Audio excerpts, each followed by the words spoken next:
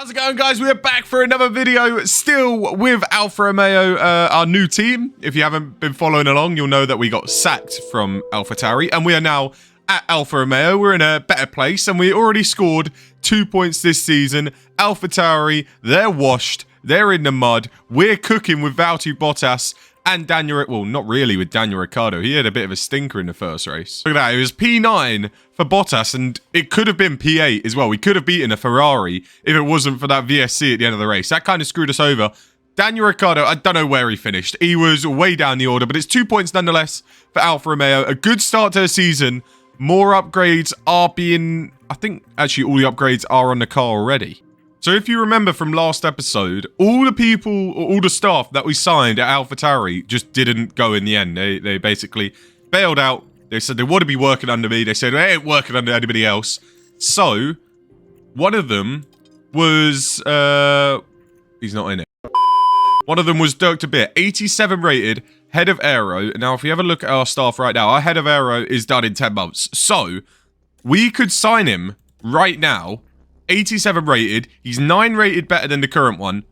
I think it's the way to go. 2 mil, 3 seasons. Actually, 4 seasons. We like you. What are you saying, Dirk de Beer? It's probably way too low. If that's the case, we're going to up it a ton. Yeah, so it's way too low. We'll offer him 3 mil because we do want him. It's going to cost us another mil to break the contract with our current head of aero, but that's no problem. We want a better head of aero.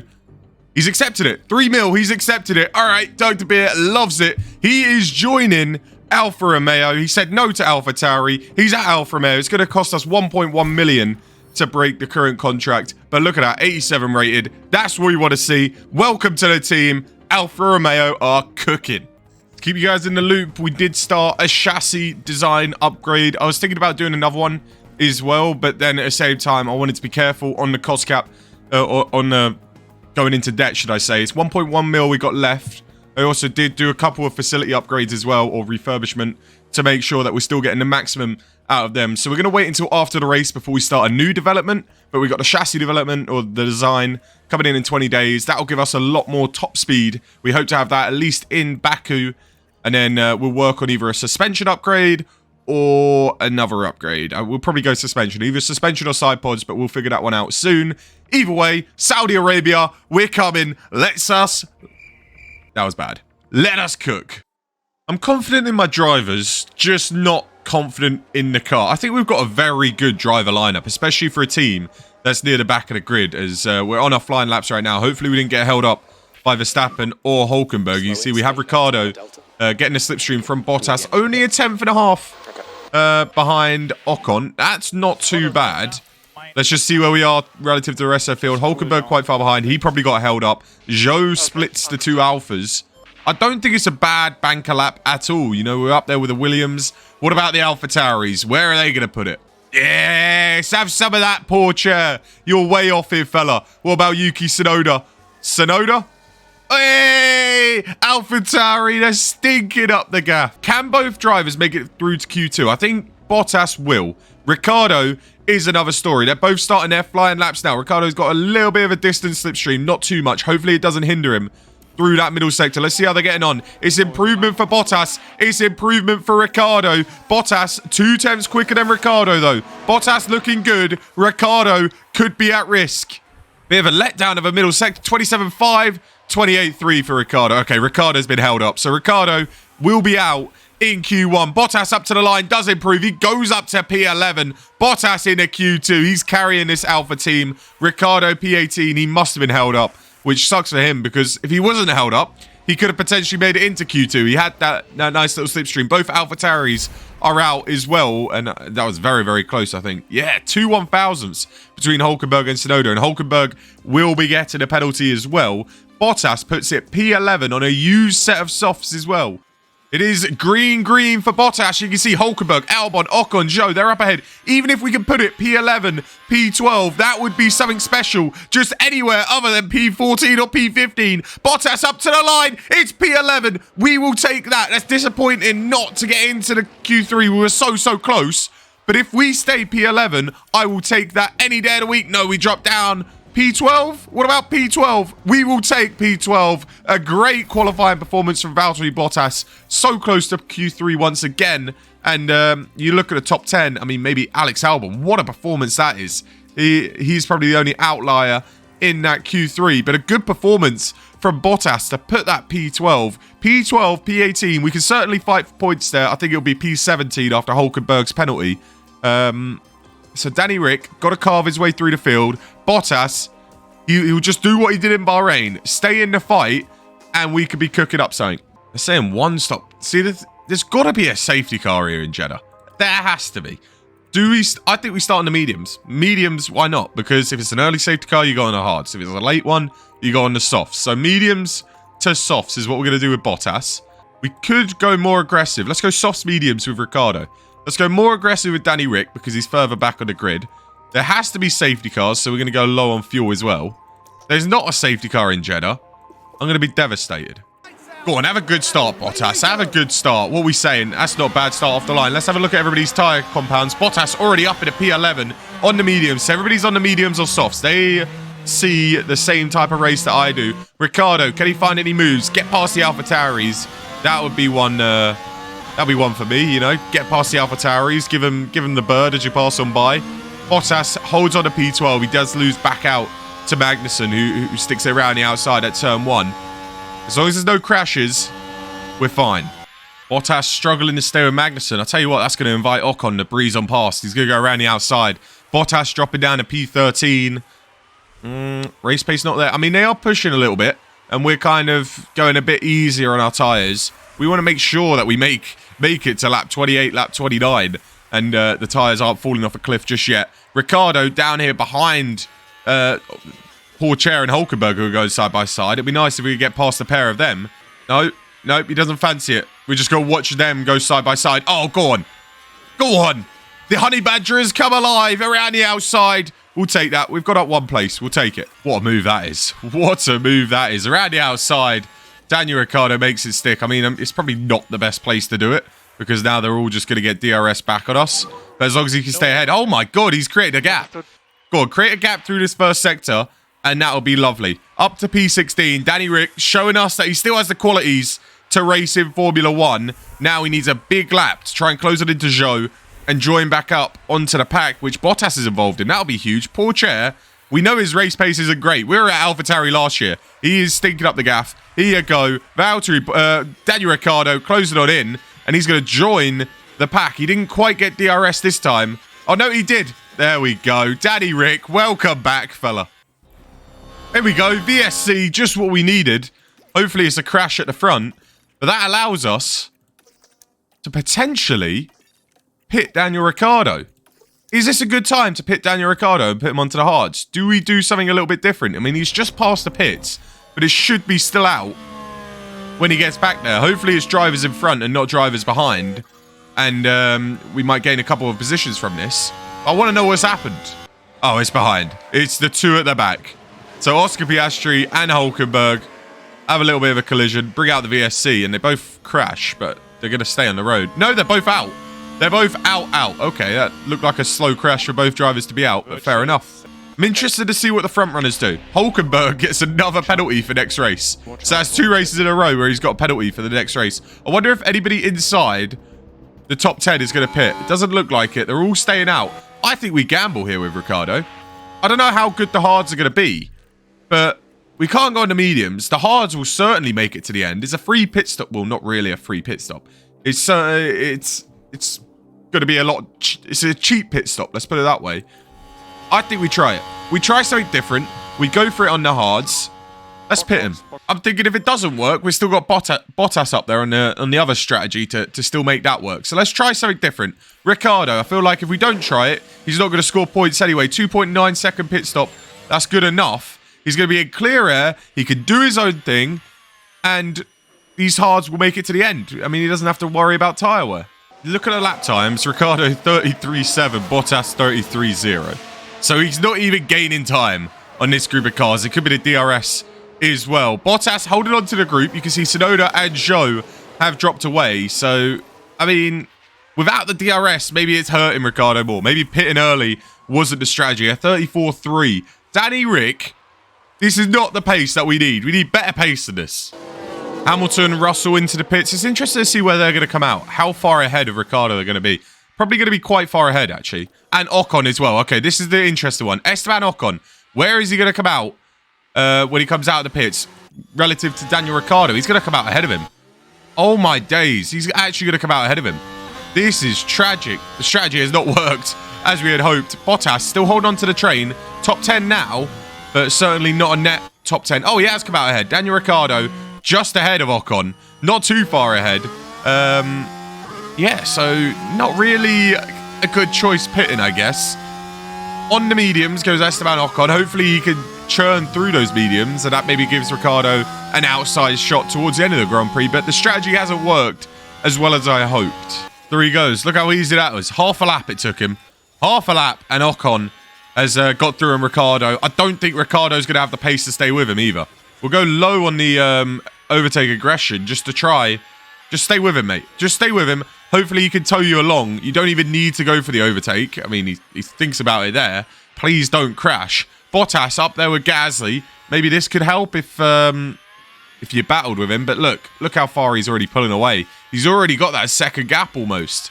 Danny Rick, what's going on, mate? We're going to try and hit around lap 29, around lap 30.